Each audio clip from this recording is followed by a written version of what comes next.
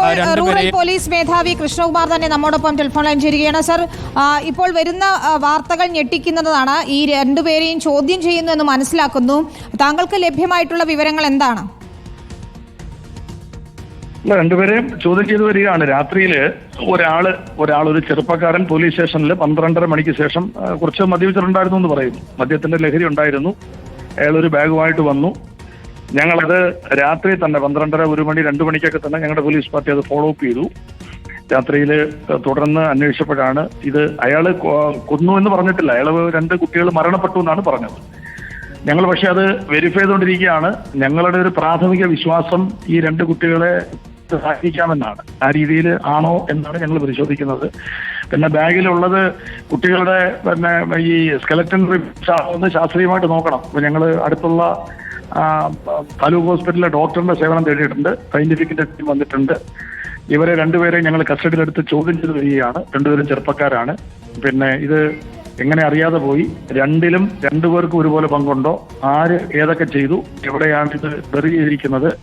അവിടെ ഇതിന്റെ ബാക്കി ഫോളോ അപ്പ് ഉണ്ട്. കൂടുതൽ എവിഡൻസ് ഉണ്ടോ നോക്കണം.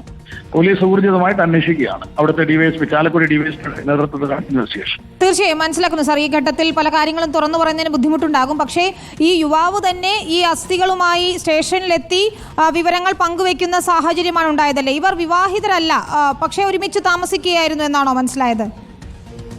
ഇവര് ഒരുമിച്ച് പല സമയങ്ങളിൽ താമസിച്ചിട്ടുണ്ട്. നിലവിൽ അവർ ഒരുമിച്ച് അല്ല താമസം. ഇടയ്ക്കൊക്കെ താമസിച്ചിട്ടുണ്ട്. ഇത് 3-4 വർഷം മുമ്പാണല്ലോ. ഏതാണ്ട് 3 വർഷം മുമ്പ് ഒരു സംഭവം, രണ്ടാമത്തെ സംഭവം ഒരു 1.5 വർഷം മുമ്പ്, 1 വർഷം മുമ്പ്. ഈ 2 സംഭവങ്ങളും 2 വ്യത്യസ്ത സാഹചര്യങ്ങളാണെന്ന് പറയുന്നുണ്ട്. അത് വെരിഫൈ ചെയ്യാനുണ്ട്. ഇത് ബോഡി മറവ് ചെയ്തത് ഒരാള്, 2 പേരും, ഈ 2 ബോഡിയും 2 പേരാണ് ബറി ചെയ്തത്, മറവ് ചെയ്തിരിക്കുന്നത്. നമുക്ക് കിട്ടിയ പ്രാഥമിക വിവരം. അതൊക്കെ ഇനി വെരിഫൈ ചെയ്യാനുണ്ട്. അത് എന്താണ്, അതിനുള്ള സാഹചര്യം എന്താണ്? ഇത് റിപ്പീറ്റ് ചെയ്തിരിക്കുകയാണല്ലോ. സ്വാഭാവികമായിട്ടും ഇത് റിപ്പീറ്റ് ചെയ്തപ്പോൾ അത് അത്ര നിസ്സാരമായിട്ട് നമുക്ക് കാണാൻ പറ്റത്തില്ല. Is very serious.